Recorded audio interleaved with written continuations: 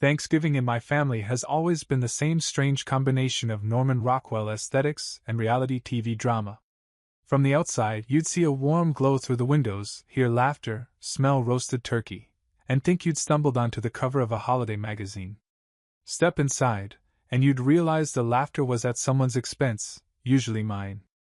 I arrived right on time, which, in my family, means I was already losing.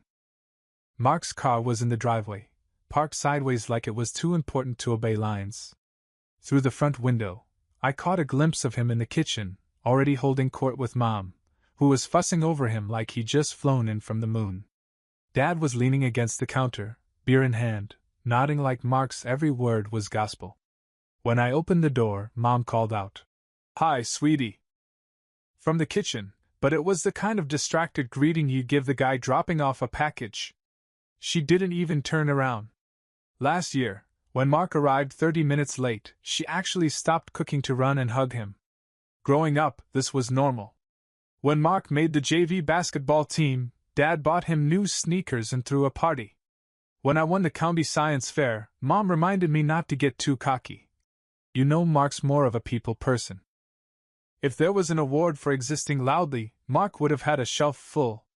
I walked into the kitchen, offering to help, but Mom waved me off. "Just grab yourself a drink," she said, while handing Mark the carving knife like it was some ceremonial passing of the torch. The knife used to be Grandpa's, and I'd always wanted to carve the turkey once. Never happened. The dining room was set exactly like every year, Dad at the head, Mom to his right, Mark to Dad's left for optimal conversation flow. My seat? Between Aunt Marlene, who smells perpetually of Chanel No. 5 and white wine, and an empty chair no one claimed. The empty chair was symbolic, really. Dinner started with the usual script, Dad bragging about Mark's latest promotion, Mom chiming in with, "He's just a natural leader."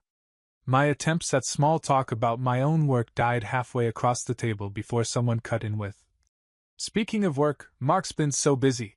And we were back in the Mark hour.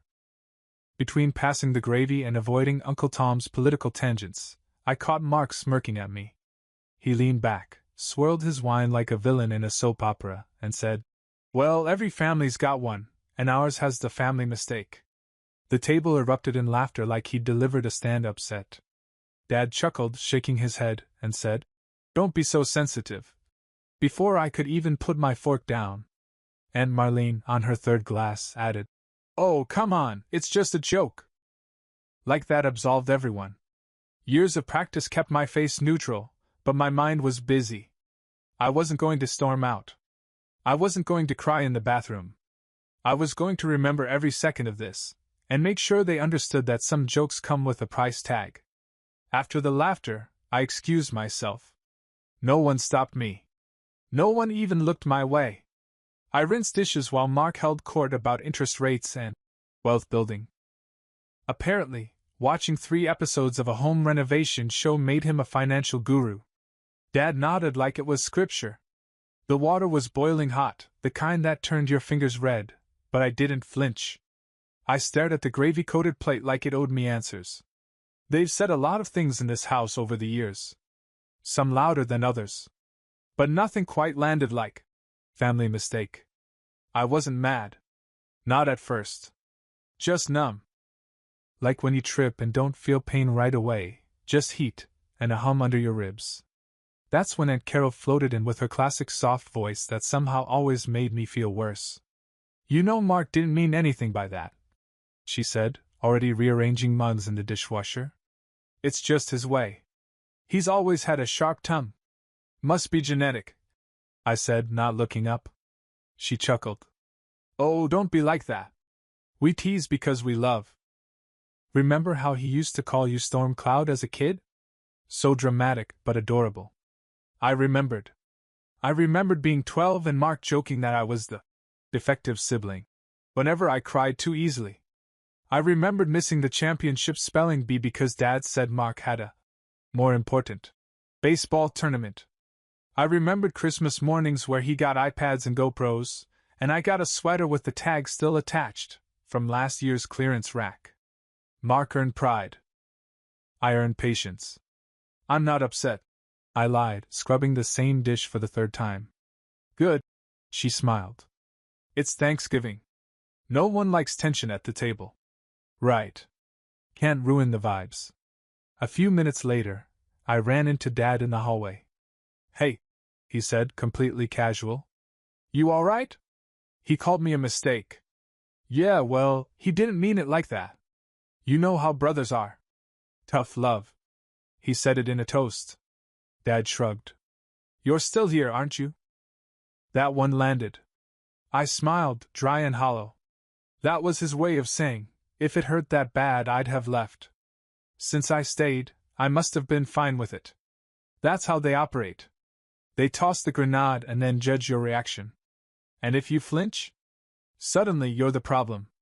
By dessert, I was back at the table, fork in hand, eyes on my plate. Mom served pumpkin cheesecake and made a big show of how special it was to have the whole family together. She then praised Mark's confidence this year and glanced at me like I should take notes. Mark, for his part, was already talking about his next big venture.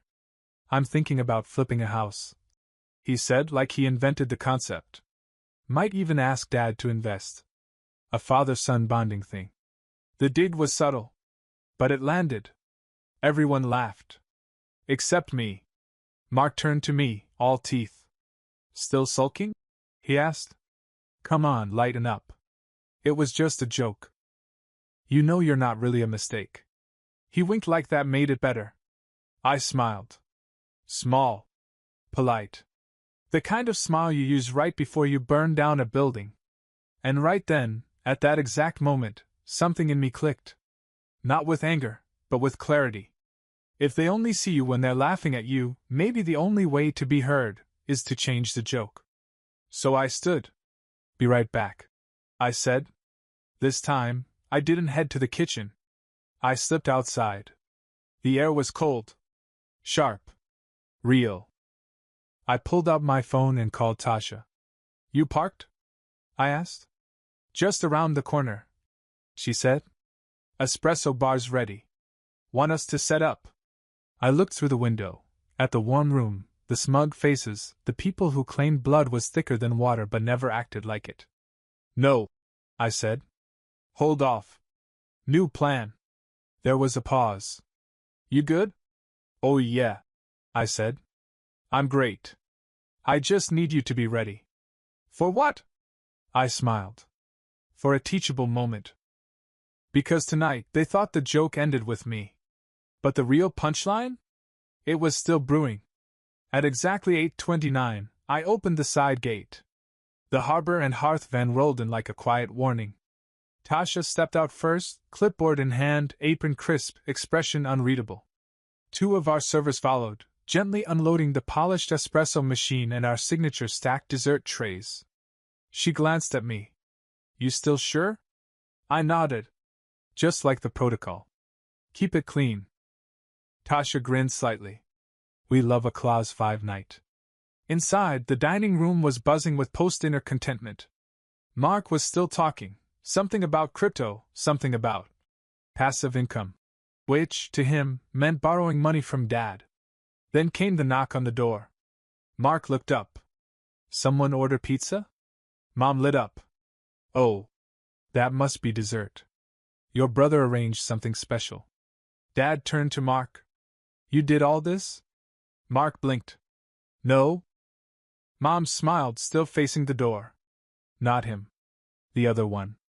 She didn't say my name. Just the other one. A recurring theme. Tasha entered like she owned the room. Happy Thanksgiving, she said warmly. We'll begin setting up your espresso and dessert station now. Behind her, the servers carried in trays with creme brulee, pumpkin mousse domes, mini apple tarts. The espresso machine hissed as it warmed up. Everything gleamed. Joe leaned toward me. This is yours? Yup, I said, adjusting a plate. How special. Dad wandered over, trying to mask how impressed he was. He was halfway into complimenting the setup when he noticed the clipboard on the counter. What's this? He asked. The invoice, I said casually. All services are pre-contracted. Booked under your name, with your card on file. His expression dropped like a faulty soufflé. You're charging us? You told me to handle dessert, I said. This is how my company does that. Standard terms. Clause 5 included. Dad squinted. Clause 5. Any disrespect toward named guest or staff results in full charge and immediate service termination. Tasha nodded. We've had incidents in the past. It's for protection. We're happy to continue, if the environment remains respectful. Mark groaned. This is about earlier, isn't it? You're seriously still salty? I didn't answer. You're being sensitive, he added. Again. I glanced at Tasha. Remind me, sensitivity costs how much? She smirked. $1,800 base. Plus holiday rate. Plus on-call team. Mark blinked. You're joking. Wish I was. Aunt Carol leaned over to Mom. He can't be serious. I told him to arrange dessert. Mom whispered back. I didn't think he'd. What? I asked. Take it seriously? Do my job professionally? Mark crossed his arms. This is pathetic. I tilted my head. Then why are you sweating over mousse? Dad opened his mouth. Closed it again. Looked at the invoice like it was a pop quiz in a dream. You have two options, I said. We serve dessert and coffee, respectfully. Or we pack up, and you pay in full. That includes same-night breakdown fees. Your call. A long silence.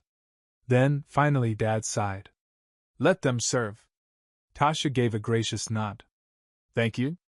The espresso machine hissed. The first cup poured. The tension didn't vanish. It just shifted. Because for the first time in this house, I wasn't the punchline. I was the one holding the clipboard. And the claws. The first shot of espresso hissed into its tiny porcelain cup like a challenge.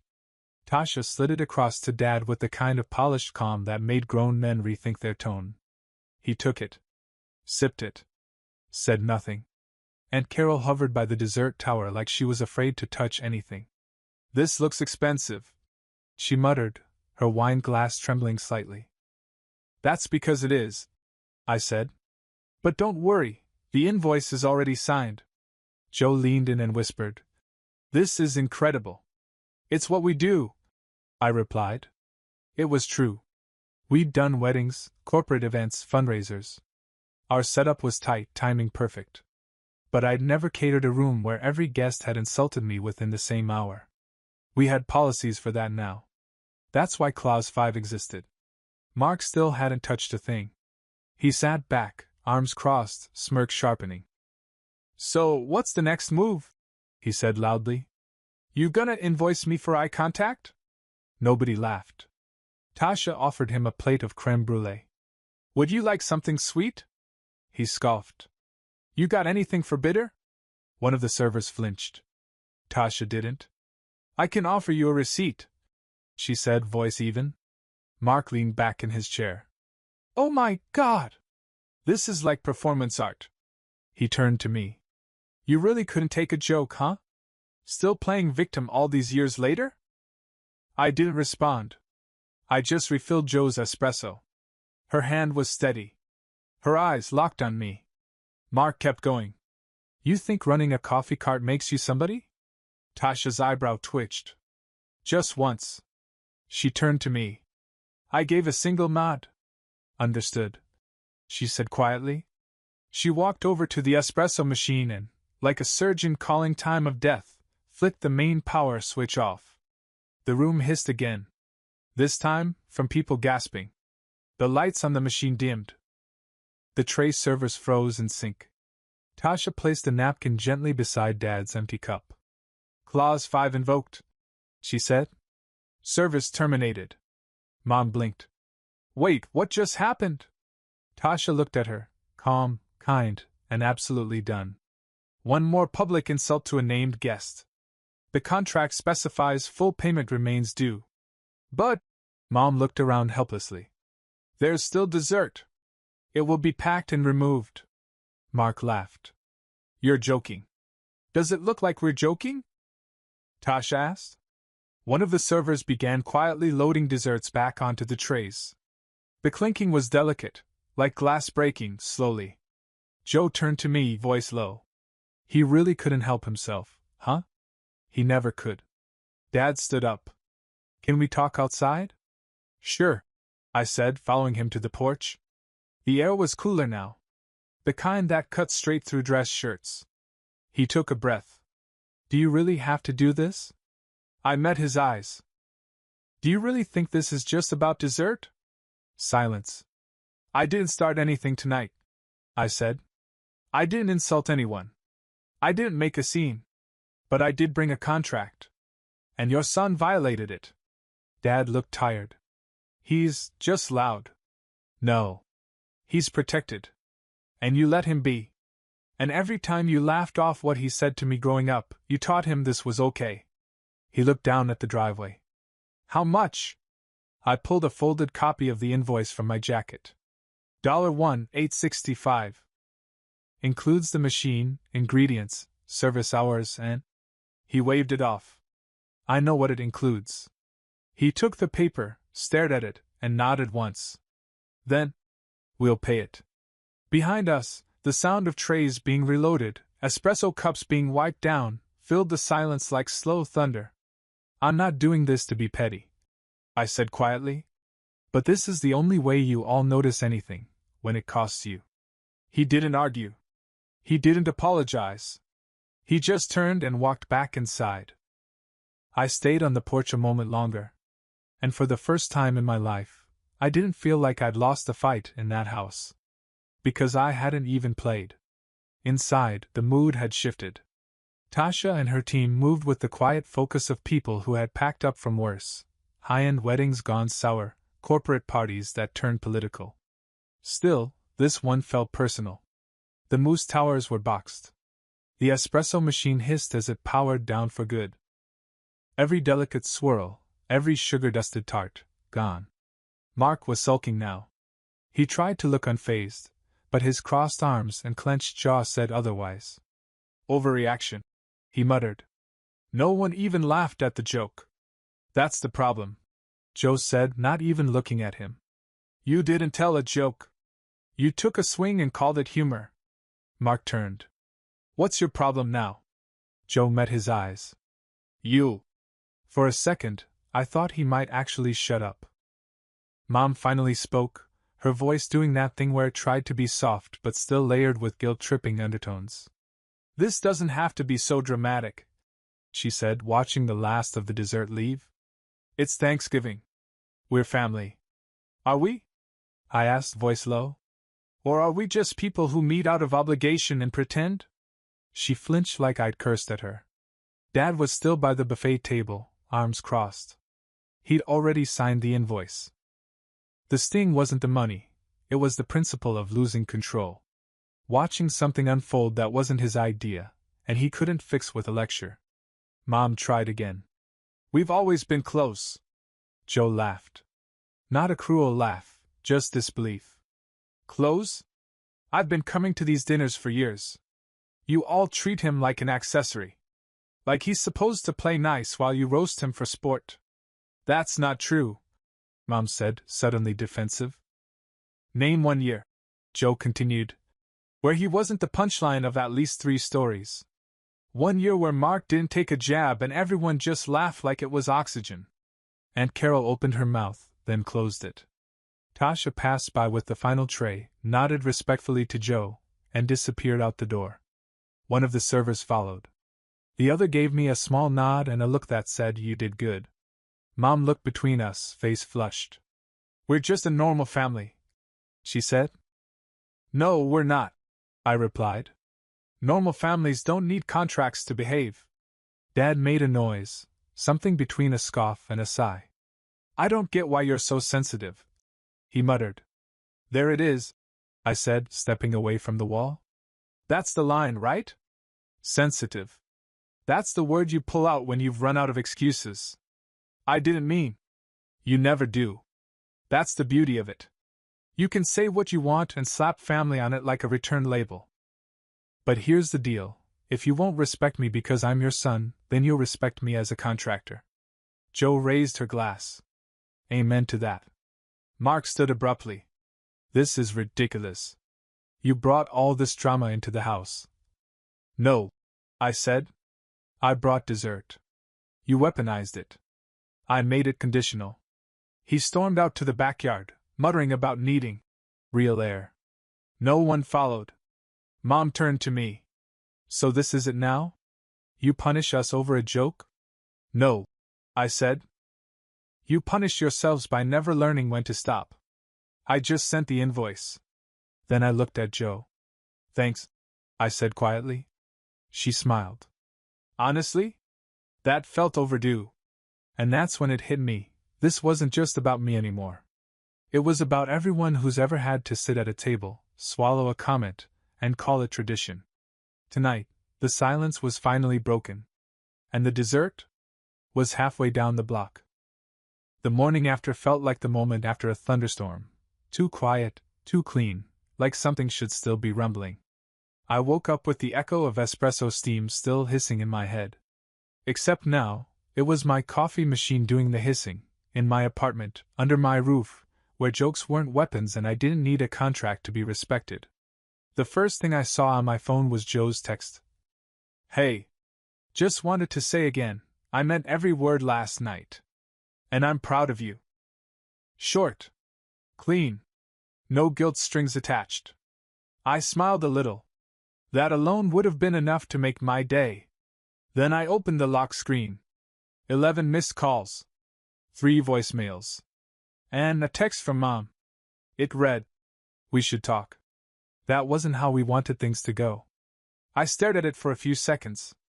How they wanted things to go? Ah, yes. The annual, ruin the evening and act shocked when there's a consequence. Routine. A few minutes later, she followed up. Mark was out of line, but you escalated things. It was a family gathering, not a business deal. There it was. Not even 10 a.m., and the narrative was already under construction. I could practically see her telling Aunt Carol that I blew things out of proportion. That I embarrassed the family. As if being insulted was less embarrassing than responding to it with boundaries. I didn't reply. I opened my emails instead. Cleaned out a few catering inquiries. Reviewed the uploaded invoice from last night. Thanksgiving event, Harbor and Hearth, paid in full. No gratuity. No surprise there. Around 10:15, my phone buzzed again, this time, from a number I hadn't expected. Aunt Carol. I owe you an apology. I thought it was harmless.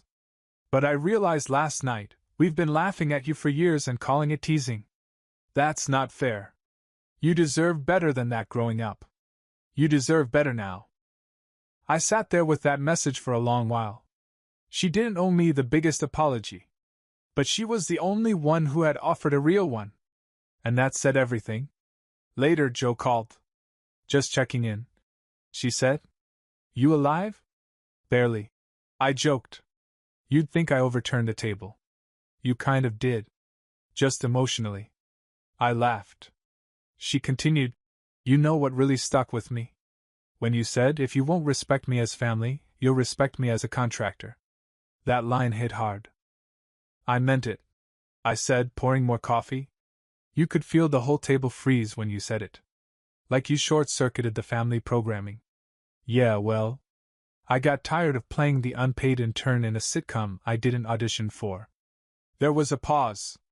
Then, you okay not talking to them for a while? I looked around my apartment, quiet, clean, still carrying the scent of cinnamon and coffee beans from leftover samples. I think, I said, this is the first time in years that silence doesn't feel like punishment. Jo didn't say anything at first. Then, that's when you know it's real. We hung up shortly after. I didn't check my phone again. Instead, I sat down, cracked open a notebook I hadn't touched in weeks, and started sketching out ideas for the winter menu. Maybe a bourbon vanilla ganache. Maybe a hazelnut hot cocoa tower. Something indulgent. Something warm. Something for people who don't laugh when you stand up for yourself. Because for the first time, I wasn't just catering events. I was curating peace. 2 days later, my phone buzzed again. Mom. We're doing a little Sunday brunch. Just family. Hope you'll come by. No mention of Thursday. No apology. No reflection. Just brunch. The kind of message that pretends nothing happened, as if espresso machines hadn't been unplugged in protest and dessert hadn't been escorted out like a fired employee. I didn't answer. 20 minutes later, another ping. Dad. Would be good to see you. No drama. Right. The guy who once broke a TV remote over a fumbled touchdown was now worried about drama. I ignored that one too. But around 11 a.m. I found myself on the freeway, driving with no destination until, almost unconsciously, I took the exit from my old neighborhood. Maybe it was muscle memory. Maybe it was curiosity. Or maybe I just wanted to prove to myself that I could be near them, without folding. I parked 2 houses down and stayed in the car. Through the fence slats, I could see them. Mom setting the table with the floral plates, Dad manning the grill like it was a peace summit, Mark already talking with his mouth full. Joe was there, too, leaning against the deck railing, arms crossed, face unreadable. Then my phone buzzed again. Joe. Didn't expect to see your car. You okay? P.S. They're still pretending Thursday didn't happen. I smiled. Then stared at the screen. She sent another. Come to the gate. If it gets weird, I'll walk out with you. It wasn't protection I needed. It was someone to witness it. So I stepped out and walked toward the gate. The late autumn air was brisk, sharp enough to make you aware of your breath. My footsteps crunched on gravel. No one noticed at first. Then Joe looked up. Met my eyes. Nodded. I stepped inside. Mom turned. Oh. Honey. You came. She smiled like she hadn't spent the last 20 years pretending I was overreacting every time I stood up for myself. Mark looked over, chewing on something buttery. Well, he said. Didn't think the coffee boss would grace us with his presence. Same tone. Same smirk. Dad gave a tight nod. We've got mimosas. Help yourself. I didn't sit. I didn't touch the food. I'm not staying, I said. Mom blinked. But we made quiche. I'm sure it's great, I said. But this wasn't an invitation. It was a reset button. I'm just here to say, I'm not interested in pretending nothing happened. She looked hurt. We were hoping to move past all that. Past what? I asked. Because so far, no one's named it. Mark scoffed. You're really still holding on to one joke? I turned to him. Do you know how many times you've used that line? I said. Calling me the family mistake isn't edgy. It's lazy. You say it because no one tells you to stop. He blinked. It's a joke. It's a pattern. And I'm not laughing. The table went silent. Aunt Carol cleared her throat. Maybe we should all just... No, Joe said suddenly, stepping forward. Let him finish. Dad stood up like he was going to make a speech. Son, this is still your family. I looked him in the eye. And if that still means something to you, then start acting like it. Mom clutched her mimosa like it might spill. You're not being fair. No, I said. I'm being honest. For once. Mark rolled his eyes. So what, you're cutting us off now? Over dessert? I shook my head. Not over dessert. Over decades. Then I turned to Joe. You ready? She didn't hesitate. Yep. We walked to the gate together. No slamming doors. No shouting. Just a firm closing of a chapter. Before we left, Joe turned back once. For what it's worth, she said loud enough for the table to hear. He didn't burn this bridge. You all just stopped maintaining it. No one had a comeback. A week passed. No more texts. No calls. Just silence, the kind that used to feel like punishment, but now felt like peace. I didn't expect anything else. Until an envelope showed up at my shop. Handwritten. No return address. Inside, a blank thank you card. On the back, in tiny letters, someone had scribbled. The mousse was incredible. Sorry I never told you. Carol. I stared at it for a long moment. That was it. No demands. No rewrites. Just a sentence. And for the first time, I didn't feel angry about what I hadn't gotten from the rest of them. I felt grateful for what I'd finally stopped expecting. Later that afternoon, Jo swung by the shop. She brought donuts and terrible coffee from a gas station 2 blocks away. I raised an eyebrow. Symbolic, she said, sipping the swill. To remind us of how far we've come. I smirked. You trying to trigger a PTSD flashback? Nope. Just proving a point. We sat outside the shop, under a heating lamp, sipping liquid regret and laughing anyway. Before she left, I handed her a small envelope. What's this? She asked. Something I forgot to give you. Inside was a duplicate of the catering invoice from Thanksgiving, except I'd written one more line under the total. Discount applied, for the one person who never needed a contract to treat me like family. She teared up. You're such a softie. Shut up. She hugged me. Left. That night, I got one final message. From Mark. It was a single sentence. Heard your coffee truck's been at City Hall this week. Congrats. I didn't reply. But I did make sure the next morning's Instagram post included a photo of the city mayor holding one of our mugs, and smiling. Caption. We're honored to fuel decisions that actually matter. Hot beverage. No tags. No names. Just quiet success. Because sometimes the best revenge is paid in full, with a receipt, a smile, and 0 apologies.